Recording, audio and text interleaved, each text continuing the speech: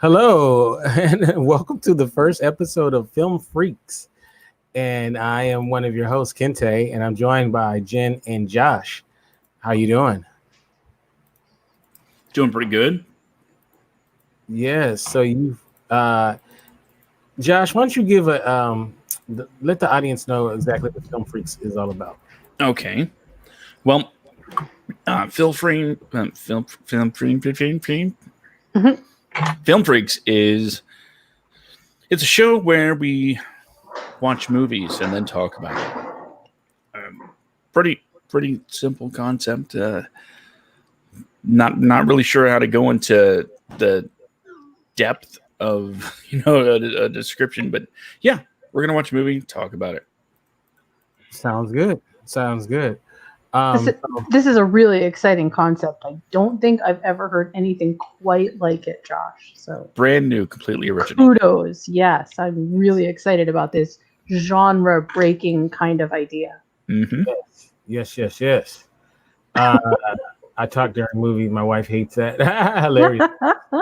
Okay, so tonight's movie, kind of give us a rundown of this is the way we're gonna do it is we're gonna kind of go back and forth with picking the movie. So next one is gonna be Jen's movie, and then it's gonna be mine, and then go back to Josh. So, Josh, what is tell us about tonight's movie and why you picked it, and you know.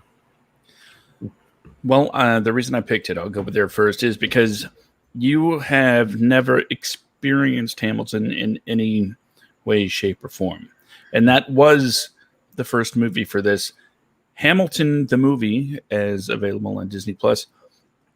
It was the first time that's been available to watch outside of an actual theater. Okay.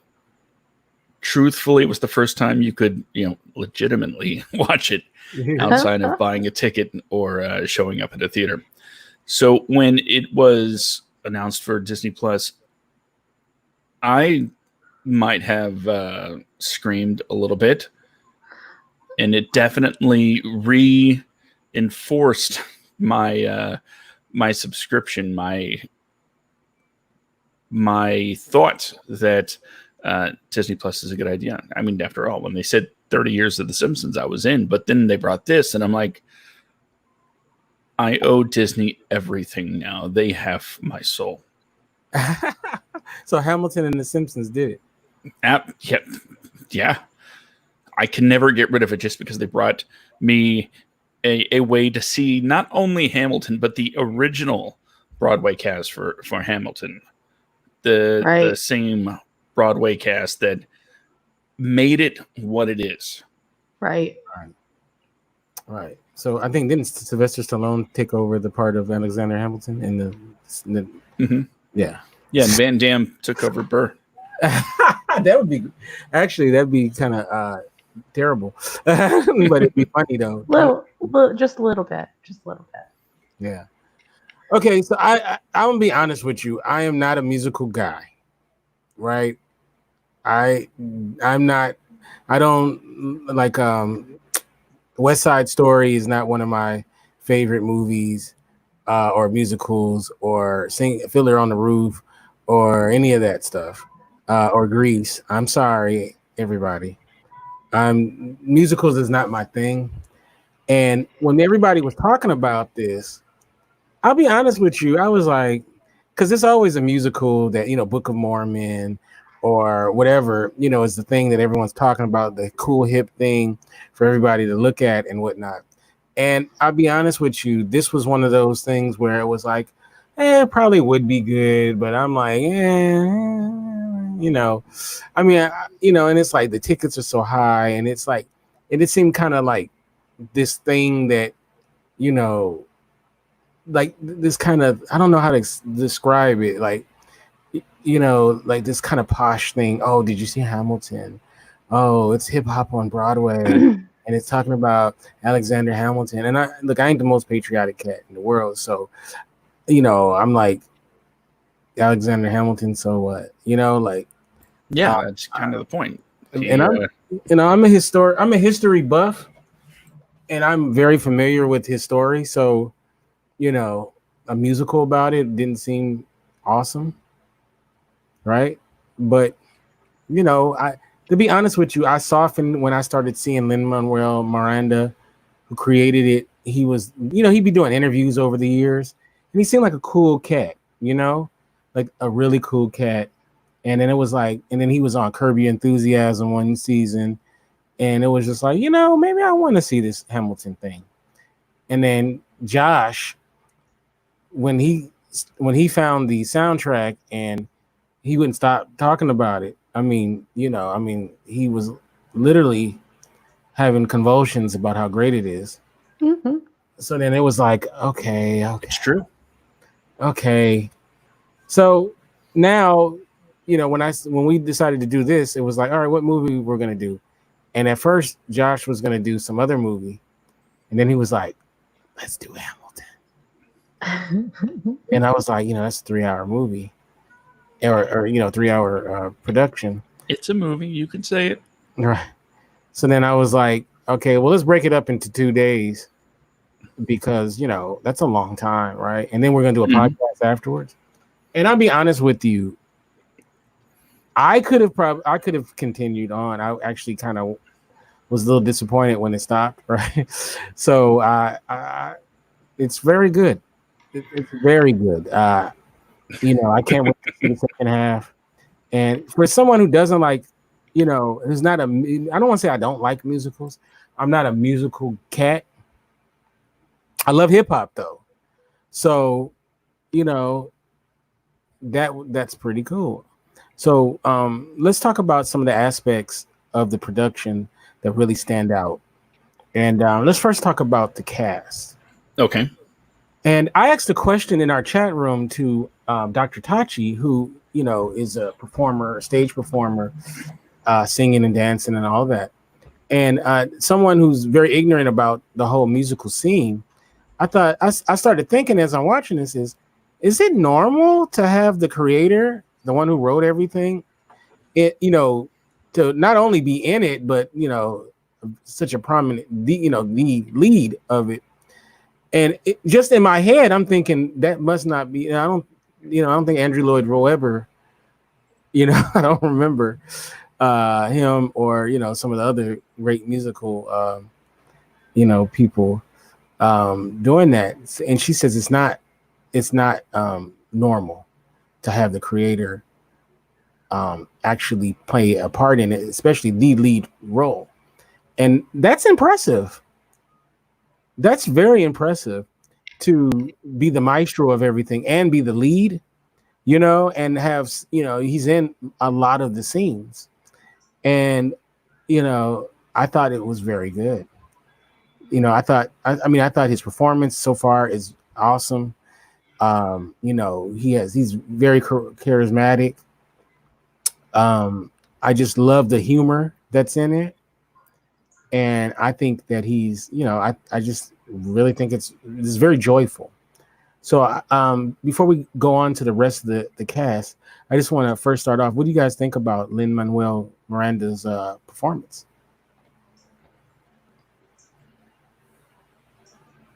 Jen, Josh? Well, pick one or the other so we're not stepping on each other, man. Josh.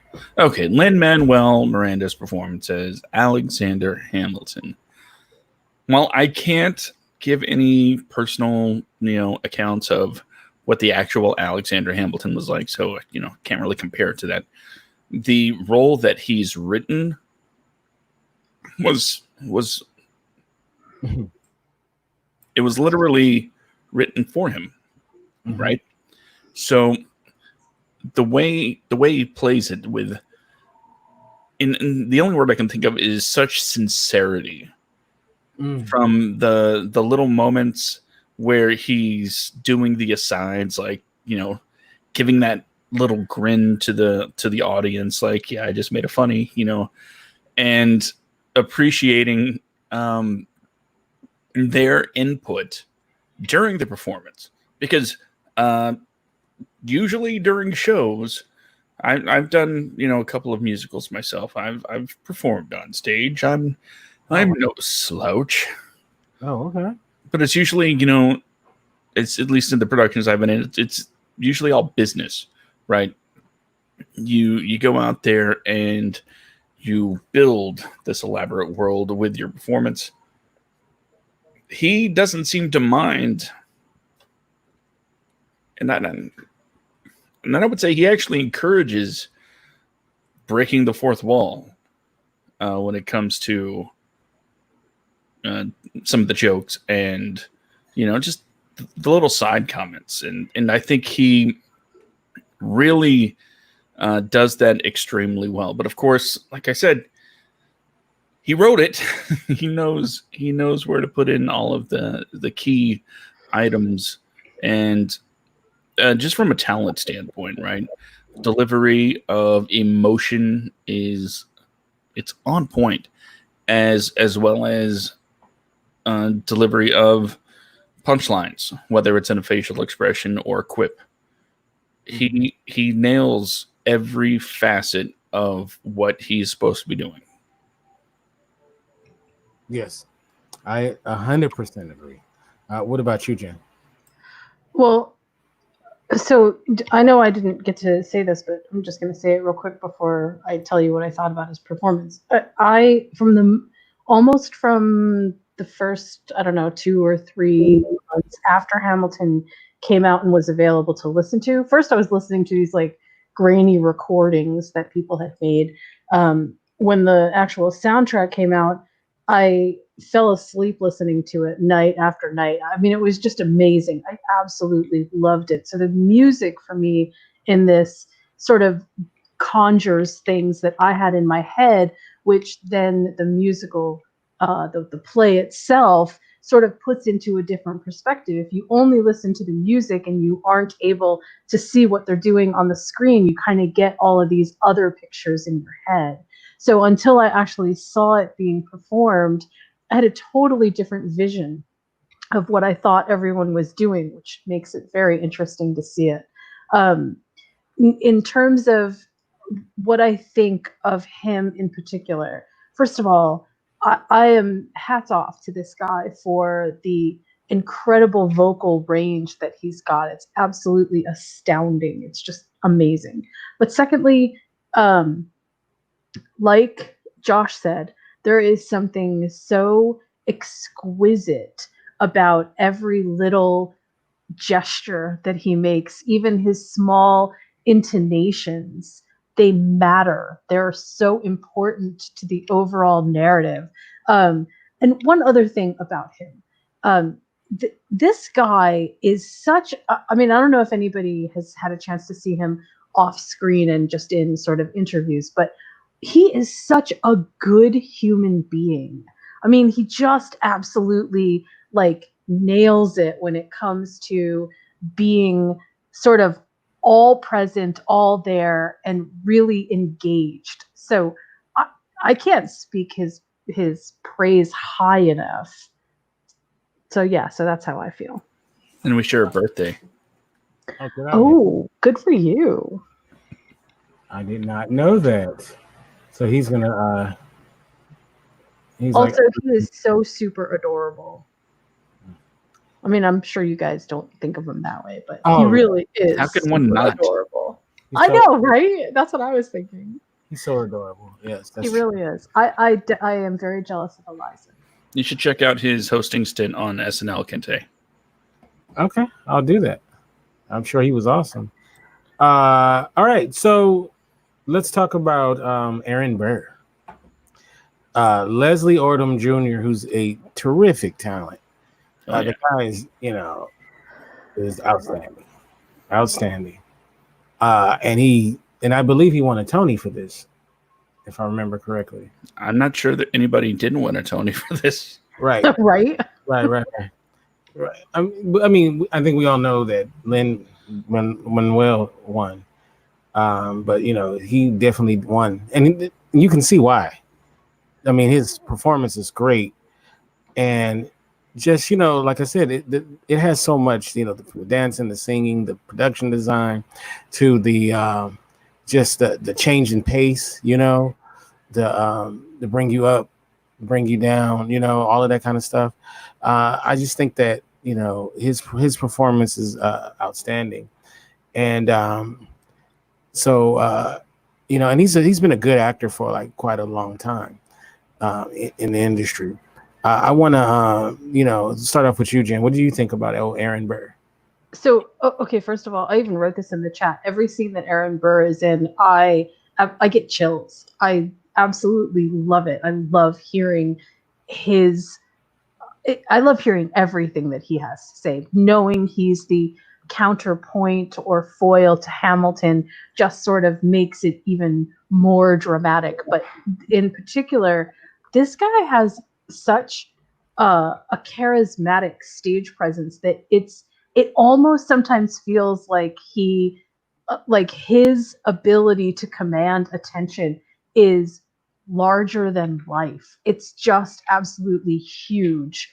And I have to say that I really appreciate the way that they made him, in particular, always sort of in the center of light. Like whenever he's on stage, he captures so much of the stage side. It's amazing. I really so that's my feeling. My feeling is he's powerful. The performance is amazing, and I don't know how you can watch him and not be sucked in. Right. Like he was just the perfect choice. What about you, Josh? Well, despite the name on the marquee, this is a movie starring Aaron Burr. I mean, he's the first person that comes out. You're looking at everything like through his perspective. It's his observation of Hamilton, and maybe that's why Hamilton seems a little larger than life at times. Right. And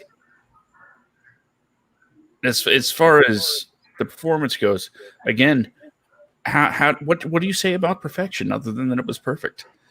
Yeah. Everything Lin-Manuel did, except he did it too. The gestures, the expressions, and the thing is about Act 1, you've seen just a tiny bit of what the range of the Burr character is going to be.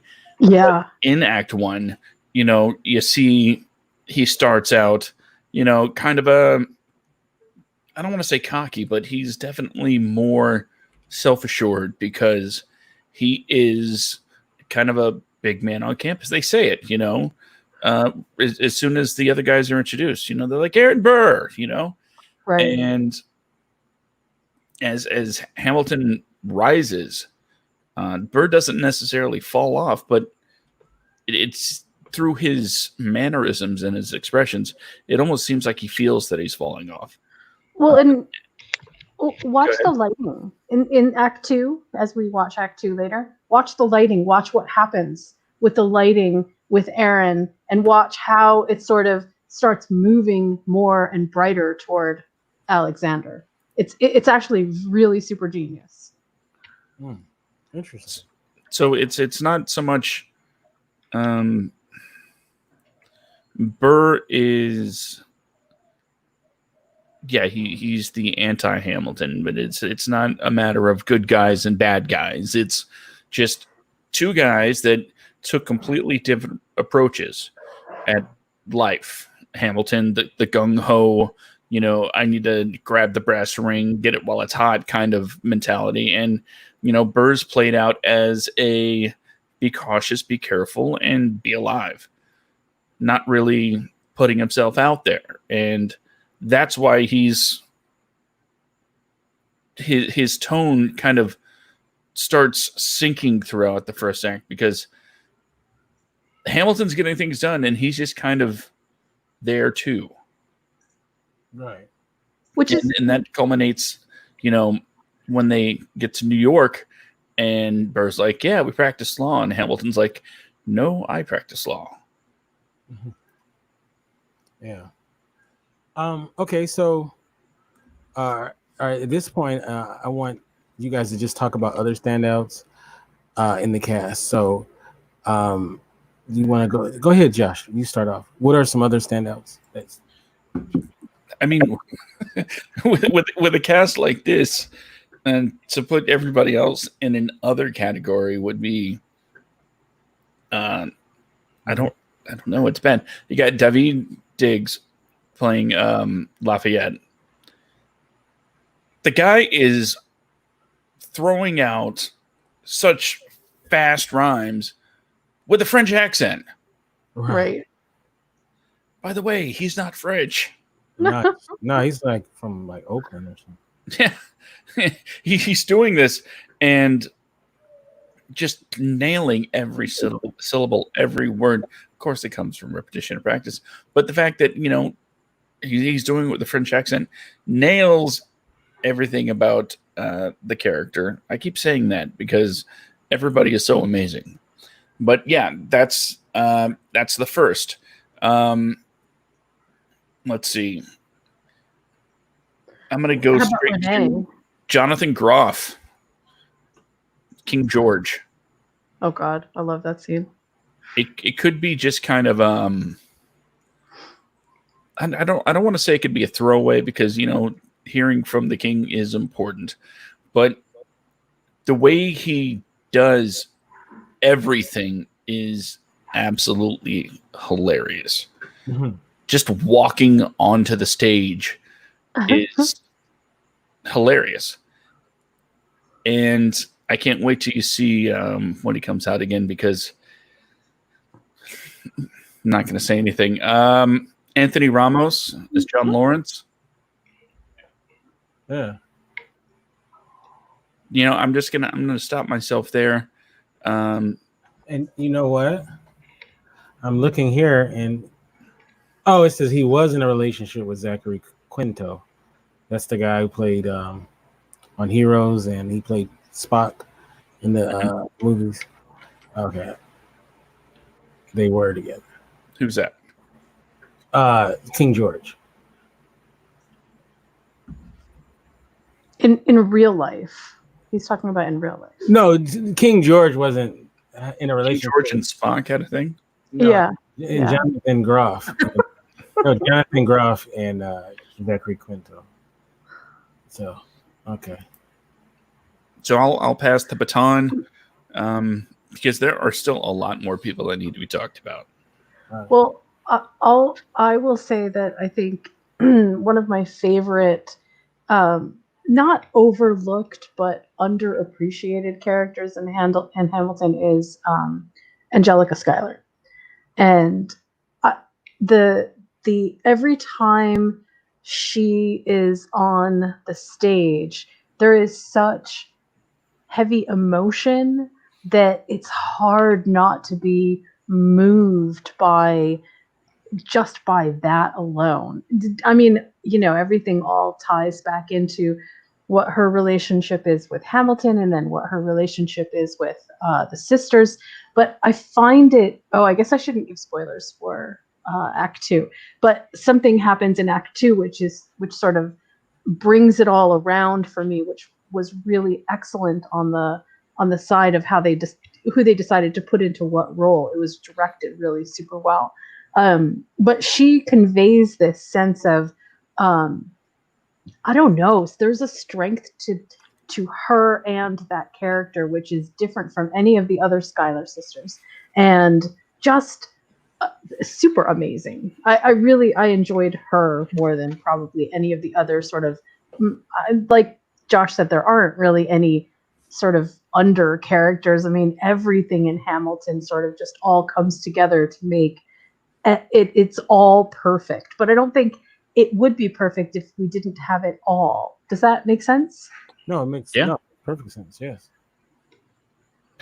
I think you're spot on when it comes to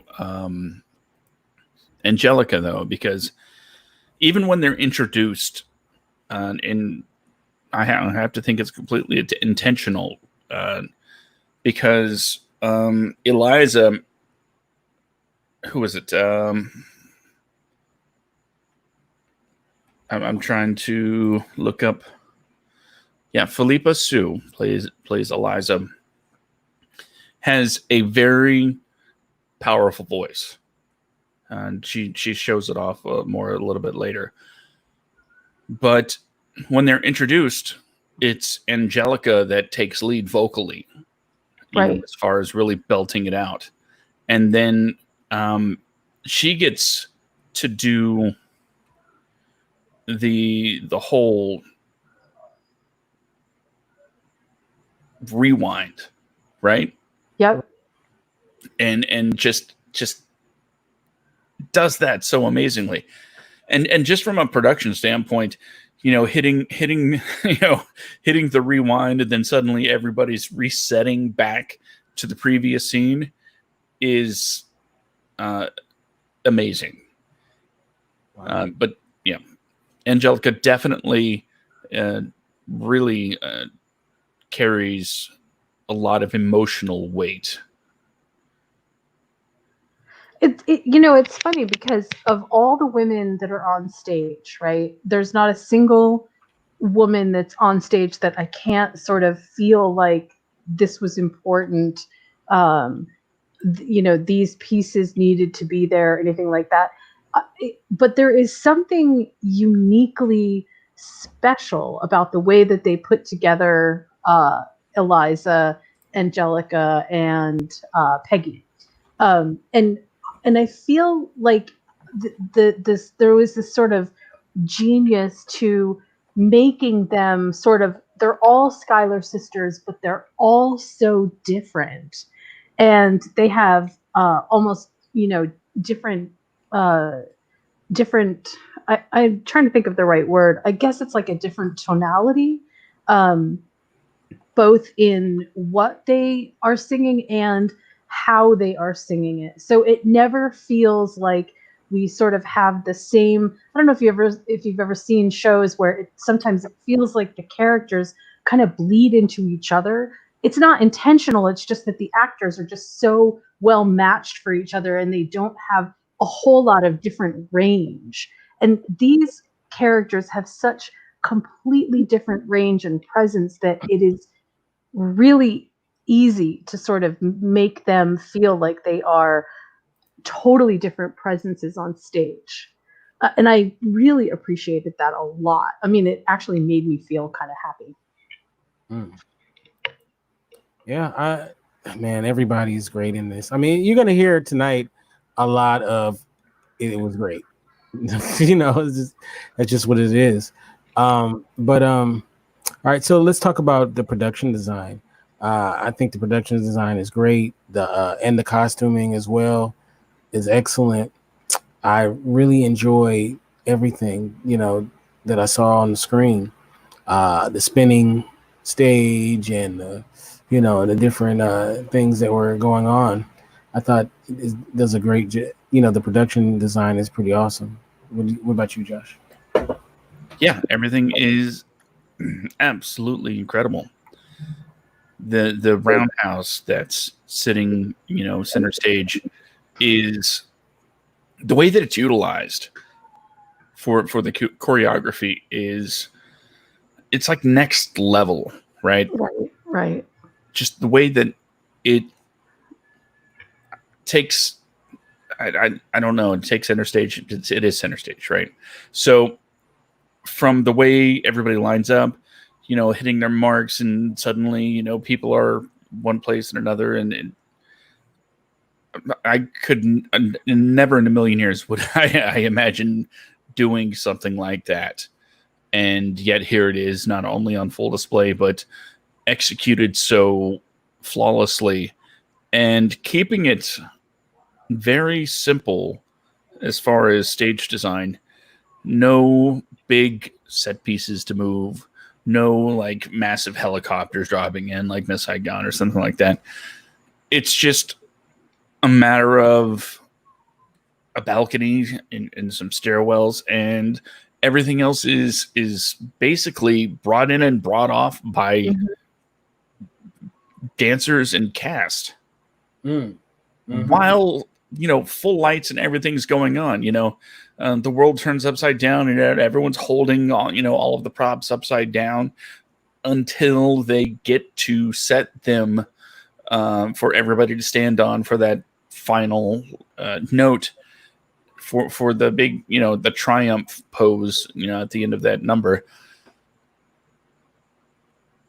The simplicity of set design is, I think, much better than an extravagant set that leaves a lot of, I hate to say it, but there are productions out there that have so much going on in the background that it pulls you away. Mm-hmm. But here, everything is designed to keep you focused on what somebody is doing. It doesn't matter where they are on the stage. The focus will be exactly where it's supposed to be at all times. And so yeah, I was just going to say, so let's talk about that for just a second, because I absolutely think you're right. And I also think that there are some productions that are done where the background is intensely important to the narration of the story. And it's designed that way, right? I mean, it's absolutely meant to sort of blow you away. But the narration with the background is sort of, that is like a part of the play, right? Hamilton, part of, I think, the super genius of Hamilton is that the story itself that they are narrating in song and dance through this brilliant choreography, and also through that, my kid called it the stage lazy Susan, was really funny, is that we're never actually pulled out of the world. The world changes around us, and when they use that center stage piece, pieces come toward us, bringing us into the world, and pieces go away from us, out of the world. But one of the things that I think that Hamilton used, because they don't have a lot of background noise, if you will, is, I have to go back to this incredible use of lighting. Because off stage, I should say toward the back of the stage, oftentimes goes pitch black so that we can't see it, right? And characters just disappear into the background, only to reappear with a prop or come back in a sort of a different way, so that they have a different place on the stage. That to me is, like I said, this is like one of the super genius pieces of Hamilton. It's not that I feel like it's not that it needed to have background, or that it didn't need to have background. It's that the strength of the performances on stage negates the use of anything but small props to tell the story, right? Right. Like watching something that just from beginning to end is one long super story, an epic poem that doesn't need a lot of superfluous things in order to tell that story. It is actually really amazing. I like to think of it as a magic trick, right? It's a magic trick that, of course, is happening in front of you, except the magician is basically showing you how everything is done. And at the end of the trick, you still look at it and say, how did you do that? Right. No, I love it though, because one thing it does is it captures your imagination, and that's one thing that a good play, a good musical does, is it captures your imagination. And so, all right, let's talk about the music now. Josh, I'm gonna go to you. Let's talk about the music. Mm-hmm. Go ahead. Music's okay. The music's amazing. From here's one of the biggest, one of my favorite things about the music of Hamilton, other than literally one scene, right? You could go to Spotify and basically listen to an audio version of the entire production and have that imagination thing going on in your mind, thinking how things look like. And that, I think, gives a lot of credit towards the writing, being able to tell the entire story through song. Nothing wrong with, a little verbal exposition through conversations. But the fact of the matter is, everything in this is done through the music. So if if you can't watch it, even though we can now, but if you can't watch it, you're doing a great job just listening to it.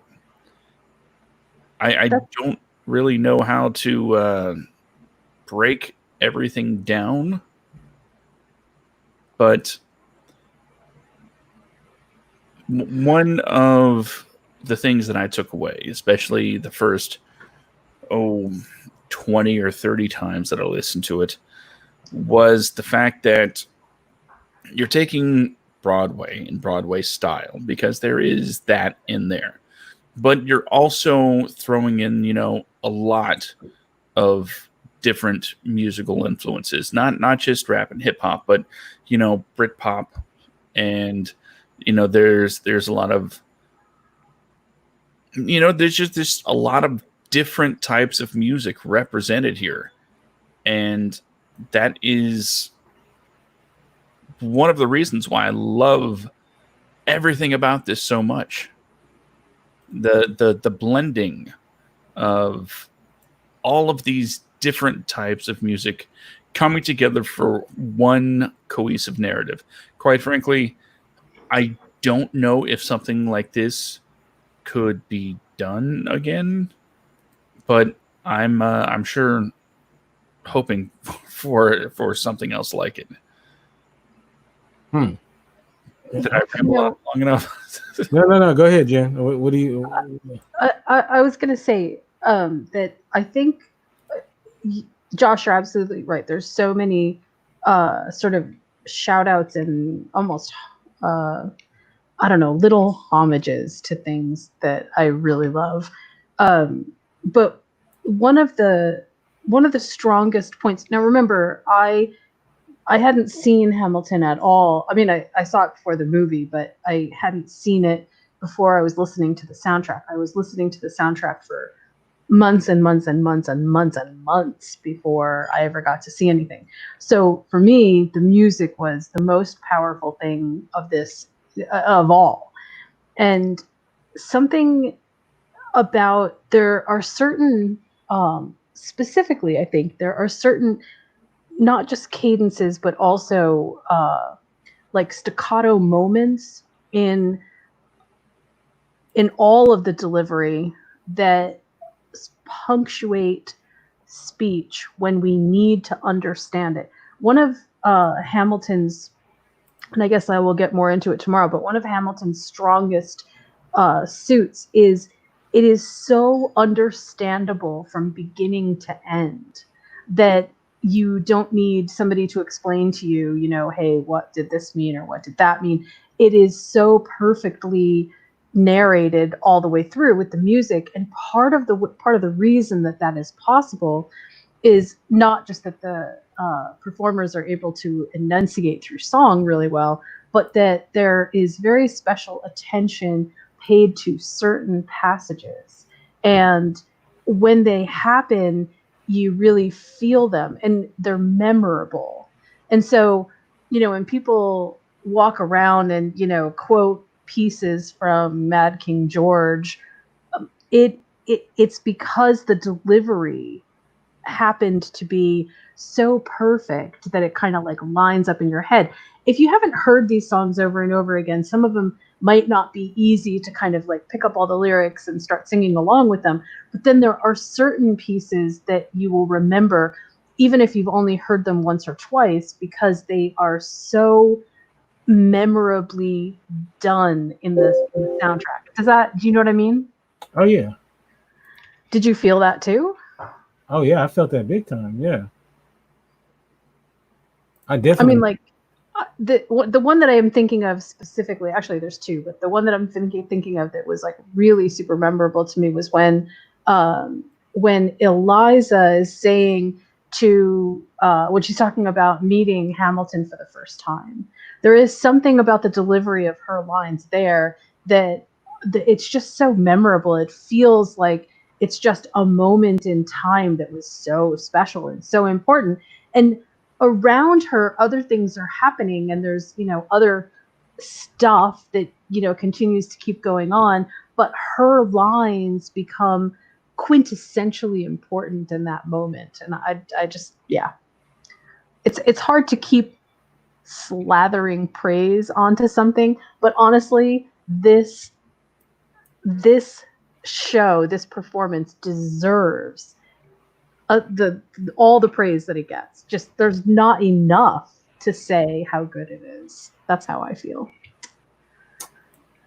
Yeah. Okay. So, I mean, we're gonna just keep stroking this thing, because it's tremendous, right? And there's really nothing that I can say that is negative about it, and I'm not going to try to do that just to be a contrarian. But one thing I will say is I'm very much so looking forward to part two, or I'm sorry, not part two, but more or less The second act. After intermission. Yeah. Also, can I mention one thing real quick?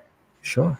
Hamilton was it still is, but it was it captures such a cultural moment. It captures such a unique pivot point in our history that we can tell a story about old dead white guys in this way. And there's something pronounced about it. Like it just feels so incredibly powerful.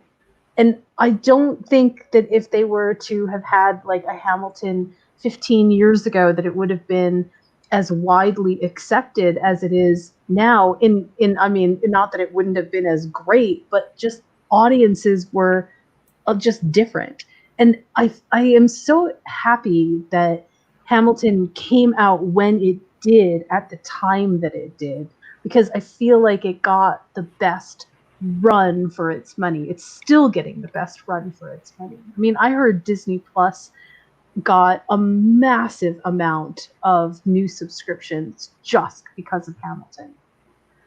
Are you saying that this right now, old dead white guys are not the thing? I'm saying that right now we can say old dead white guys and not get, people all upset that we're talking about history about old dead white guys. Yeah, that's my favorite kind of white guy. Old dead one. Yeah. But no, like I said, it's really good. Looking forward to part two. I would ask you guys, what do you look forward to seeing? But you guys have seen it, so I guess without spoiling too much, since you have seen it, what are you looking forward to seeing again, Josh? Without spoiling it, I mean, you could talk about it. You could talk. Jen, what do you think is safe here? Well, okay, so like the thing that I would say is the history is the history, right? So we all know that Aaron Burr ends up having a duel with Alexander Hamilton. And that's the history.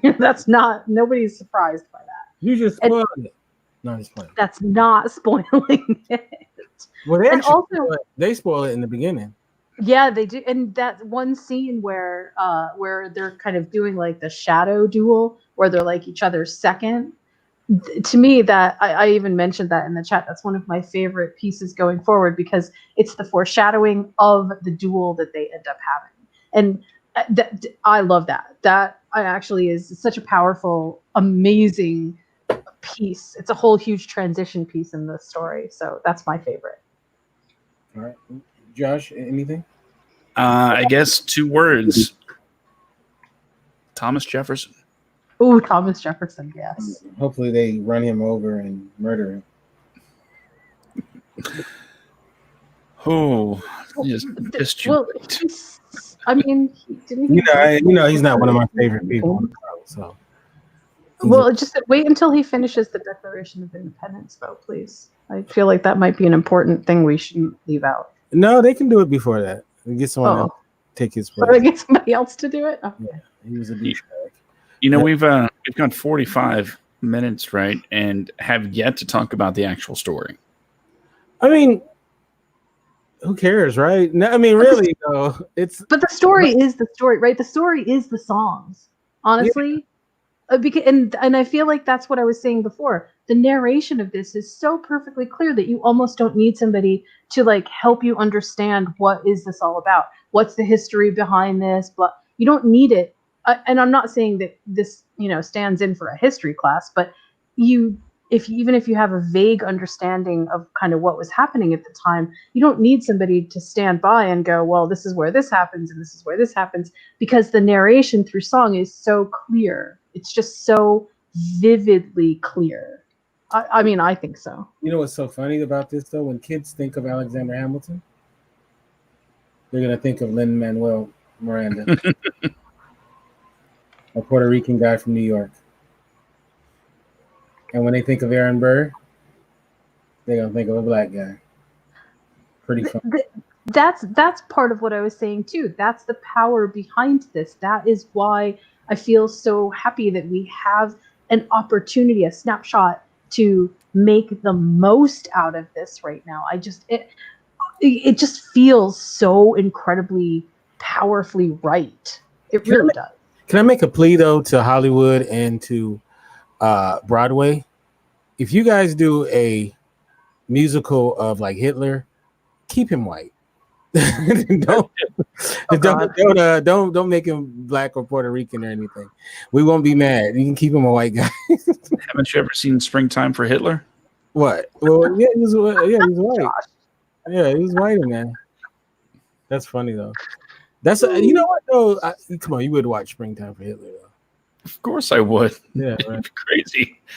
Hitler's been in the news this week, man. Oh, what did he do now? Yeah, well, we'll get into that after we close up. So, all right. So, let's start off with ladies first. Jen, how can we get you in social media? You can find me on Twitter if you want at following Bliss1.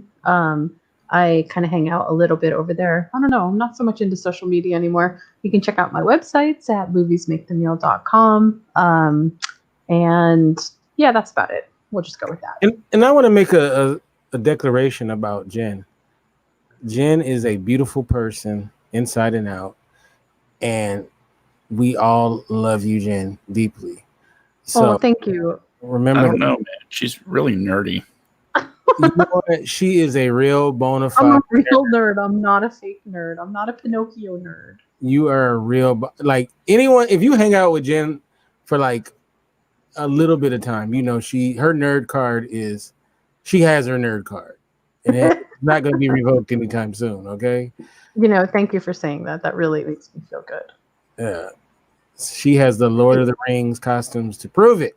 See, now you know I'm a nerd because I actually get excited when somebody compliments me about being a nerd instead of being like, I'm not a nerd. Yeah. See, where I came from, that was the last thing you wanted to be called, was a nerd. That means no girl wanted you. So now it doesn't seem like it's that bad. So that's why I always was gangster. So Josh, how can we get you in social media and all that stuff? Can I do my whole spiel? Yes. And when you gonna have me on one of your shows? I gotta figure out which one to get you on. I want to do that Netflix thing. That's Monday. Okay. When though? What time? 10 p.m. Eastern, 6 p.m. Pacific. No, that's 7 p.m. Pacific. Okay, 7 p.m. Pacific. I've been saying it wrong for a very long time. Yeah. Oh man, I do Mars Venus. We'll have to figure that one out. We'll figure it out. All right, go ahead.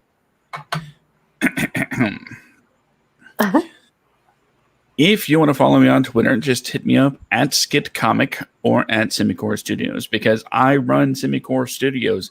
It is the place where I produce all of my podcasts, and we run Friday, Saturday, and Monday. On Friday, it's the Wandcast, writers, actors, directors, and every job in between when it comes to production, whether it's movies or television. Every odd episode, it's just me and Brandon being odd. And every even episode, we generally have somebody who is in the industry in some fashion, and we talk about their life experiences and how they got to where they are. There's a lot of really cool back episodes you can listen to with some really cool guests, as well as a little segment we call Cold Reads, where, for the most part, one of us will write up a little something, and we will cold read it on the air. And I got to be honest, most of the time, it's just one of us trying to make the other one laugh or, to be frank, feel disgusted. So, yeah, if you're into that sort of thing, the Wadcast, which you can also find at thewadcast.com. On Saturdays, if you like pro wrestling, it's the Backstage Slam. You can find that over at backstageslam.com, as well as any other of my podcasts at semicorpods.com. Mondays, it's the Netflix, where I talk about everything that's coming to Netflix instant streaming for the US, Canada, for that week. And, I like to keep it pretty simple.